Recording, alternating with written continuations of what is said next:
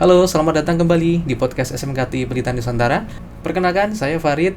Ya, saya akan memandu untuk podcast hari ini. Ya. Dan di sini saya kedatangan dua tamu istimewa, yaitu guru SMKT Pelita Nusantara. Untuk lebih jelasnya, siapa mereka? Mari kita perkenalan ya. Nah, monggo silakan. Oke, perkenalkan, saya Abdul Aziz Ansori. Di SMKTI Pelita Nusantara saya mengajar teknik komputer dan jaringan. Perkenalkan, nama saya Gusti Rahmat Waluyo Putra. Di SMKTI saya mengampu ilmu rekayasa perangkat lunak.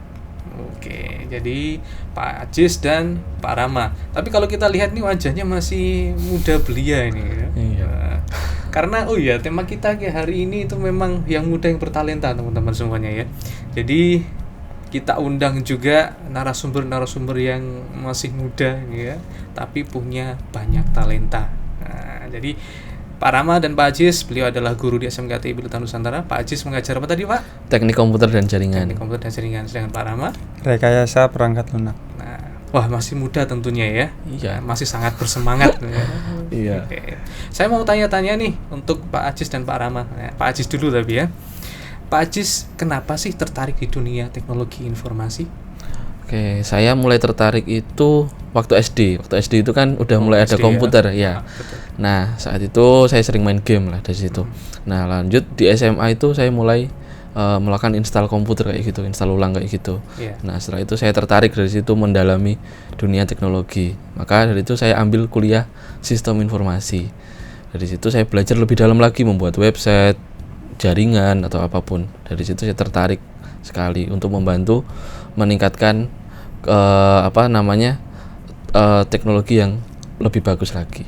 Oke, karena memang teknologi sangat cepat perkembangannya ya. Nah, kalau Pak Rama nih, kenapa kok tertarik di bidang teknologi informasi? Nah, kalau saya tertarik itu karena dari kecil sudah suka main di warnet, buka main game, buka dulu kalau zamannya masih Facebook, aplikasi-aplikasi web banyak lah. Nah, saya kayak kepikiran bisa nggak ya saya buat seperti itu.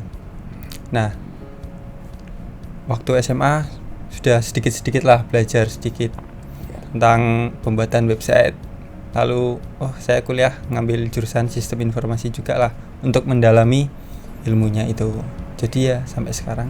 Jadi karena ketertarikan ya Pak Rama ya, ketertarikan setelah itu ingin membuat sesuatu yang mungkin lebih keren lagi dari Facebook nanti kan. Nah, kalau Pak Ajis ini di SMKTI mengajar apa, Pak? Teknologi komputer dan jaringan. Nah, itu pelajaran yang nanti siswa akan diajari bagaimana cara membuat jaringan di suatu perusahaan. Dari mengatur wifi-nya, mengatur limit kecepatannya, atau melakukan sampai blocking website. Jadi website-website yang tidak diperbolehkan diakses oleh karyawan, misalkan seperti itu. Jadi TKJ itu fokusnya ke dalam mengelola jaringan internet di perusahaan. Yang pasti berhubungan dengan perkabelan, instalasi kabel, LAN dan sebagainya ini. Ya. Betul sekali. Oke, termasuk security juga berarti Pak? Ya, security database itu termasuk dari pekerjaan anak TKJ. Security, lalu sampai hacking, mencoba penetrasi database kayak gitu, itu juga dipelajari di TKJ. Wah, hacking ini. Iya. Ini perlu kita angkat lagi nanti di next podcast kita selanjutnya nanti tentang hacking ya. Nah, kalau Pak Rama? Kalau saya mengajar rekayasa perangkat lunak, di mana di sini akan diajari bagaimana membuat sebuah aplikasi web yang sebelumnya belum ada. Jadi dibuatkan nyatanya lah. Nah, terus juga itu lingkupnya juga bisa berbasis web atau berbasis mobile. Lalu juga tentang pembuatan database dan masih banyak lain sebagainya.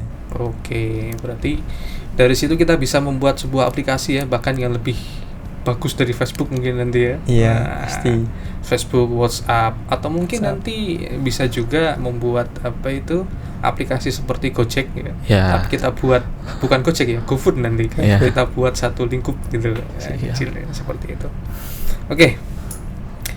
Saya lanjutkan lagi ya. Jadi berarti perbedaan dari TKJ dan RPL ini ada pada apanya ini? Kalau TKJ itu TKJ lebih ke teknisnya lebih ke teknis mungkin ya, hardware seperti itu hardware. ya. Kalau di RPL nanti Software. softwarenya perangkat ya. lunaknya Iya. software. Karena ada apa itu hardware, software, dan juga ada brainware. Brainware itu adalah user atau kita sendiri ya. Gitu. Saya lanjutkan lagi pertanyaannya. Kenapa Pak Ajis memilih jadi seorang guru? Karena awalnya dulu pas waktu kuliah itu saya menjadi asisten dosen. Nah, asisten dosen itu tugasnya juga mengajar. Nah, itu saya mulai dari semester 3. Nah, sampai lulus. Akhirnya saya kayak menjadi kebiasaan untuk mengajar itu. Jadi kayak hobi lah. Nah, dari situ akhirnya saya berpikir gimana kalau kerja sekalian sebagai guru. Tapi nanti di lain sebagai guru, saya juga mengembangkan ilmu saya sendiri di tempat lain. Tapi untuk kerja setiap harinya itu tetap sebagai guru. Kayak gitu sih. Oke, itu motivasinya. Kalau Iya. Pak Rama? Nah, kalau dari saya sebenarnya ada 2 pilihan dulu itu. Mau menjadi guru atau menjadi seorang programmer. Nah, tapi karena di masa pandemi itu saya di rumah saja. Nah, dapat masukan-masukan dari orang tua. Mas, gak usah jauh-jauh, kalau cari kerja di Kediri aja. Nah, orang tua menyarankan jadi guru. Dan saya pun ya oke lah jadi guru. Soalnya kenapa? Dari kecil SD, SMP, SMA, kuliah itu sudah tahu lah kayak kita nanti diajari sama guru enak. Maksudnya saya sudah mendapatkan lumayan banyak ilmu lah. Nah, saya bisa menyampaikan ilmu yang sudah saya dapat ke ke siswa-siswa yang lainnya yang belum mendapatkan. Jadi kurang lebih seperti itu. Jadi ada baik, itu motivasi dari Pak Rama ya. Jadi dorongan dari orang tua ya pasti ya, semangat dari orang tua itu yang apa itu menjadi pemicu atau pelecut untuk menjadi seorang guru. Nah, untuk menjadi seorang guru tentunya itu pekerjaan yang kalau dibilang sulit ya agak sulit ya. Iya. Mungkin ada pengalaman unik dari Pak Ajis dan Pak Rama ketika mengajar di SMKTI. Monggo Pak Ajis dulu silakan. Oke, kalau pengalaman unik itu ketika saya disuruh membimbing siswa untuk ikut lomba web design.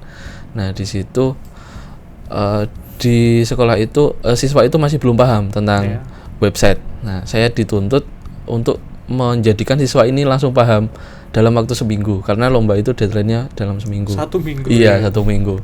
Nah, itu saya harus bisa. Nah, di situ siswa itu saya ajar terus, saya bimbing dengan intens agar dia bisa membuat website itu. Nah, akhirnya di lomba itu menang siswanya. Menang. Iya. Istimewa. Nah, dari siswa yang belum bisa apa-apa sampai jadi bisa, itu menurut saya pengalaman yang paling unik dari pengalaman saya mengajar gitu. Iya. Sangat istimewa sekali. Jadi memang apa itu seperti saya bilang tadi, menjadi seorang guru apalagi di bidang teknologi informasi itu memang membutuhkan update informasi yang jelas ya. Dan juga keilmuannya harus update karena apapun bisa terjadi ya. Dalam sekejap mata apapun bisa berubah ya di bidang teknologi informasi. Baik, kalau untuk Pak Rama, mungkin pengalaman unik ketika mengajar itu apa? Kalau pengalaman unik mungkin agak melenceng ya dari jurusan saya. Oh gitu. Ya. Apa-apa, silakan. Jadi kayak saya kan di sini sebagai guru rekayasa perangkat lunak. Ya. Nah, tapi tiba-tiba malah disuruh ngajar baris berbaris untuk persiapan 17 Agustus. Iya. Nah, ya emang saya sudah punya dasar kayak baris berbaris. Tapi nggak nyangka juga ternyata di sini dibutuhkan untuk mengajar baris berbaris untuk persiapan pengibaran 17 Agustus yang tahun lalu. Seperti itu. Oke, berarti memang itu tadi kita dituntut untuk serba bisa ya, dimanapun kita berada ya, dimanapun kita berada kita bisa beradaptasi dan mau belajar lagi yang jelas ya. Seperti itu, istimewa sekali pengalamannya. Mungkin untuk kesan dan pesan dari Pak Ajis ya untuk siswa-siswa atau calon siswa yang akan belajar di dunia teknologi informasi ini apa pesan kesannya ya? Mungkin tentang perkembangan teknologi atau tentang peluangnya ya, silakan disampaikan Pak Ajis terlebih dahulu. Mungkin untuk pesannya itu pasti tetap mengikuti perkembangan teknologi ya. Soalnya kalau nggak diikuti pasti akan tertinggal sangat jauh sekali.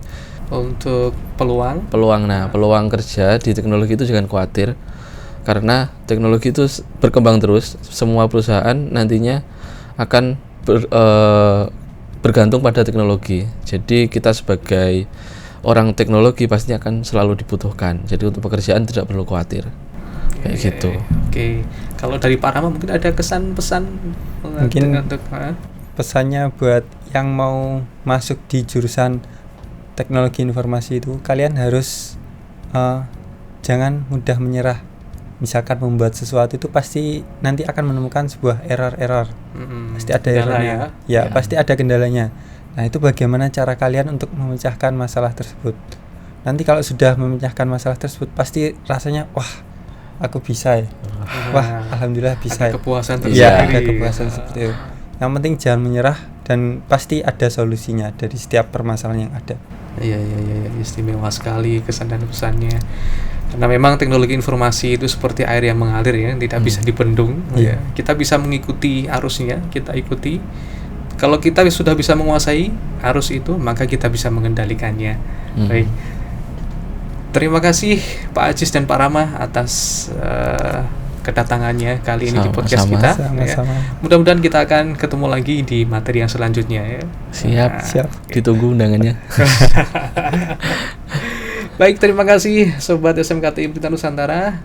Oke, untuk teman-teman semuanya, calon siswa-siswi yang ingin seperti Pak Aziz dan Pak Rama yang ingin mendaftar di SMKTI Pelita Nusantara, silakan langsung datang di kantor pendaftaran kita di Jalan Kiai Wahid Hasyim nomor 65 Kota Kediri ya, atau di website kita www.smkkbw.sch.id/pendaftaran. Terima kasih Pak Rama dan Pak Aziz atas waktunya. Mudah-mudahan kita bisa ketemu lagi di lain kesempatan. Ya. Kita tutup podcast kita hari ini. Mudah-mudahan bermanfaat untuk semuanya. Billahi taufiq. Assalamualaikum warahmatullahi wabarakatuh. Waalaikumsalam.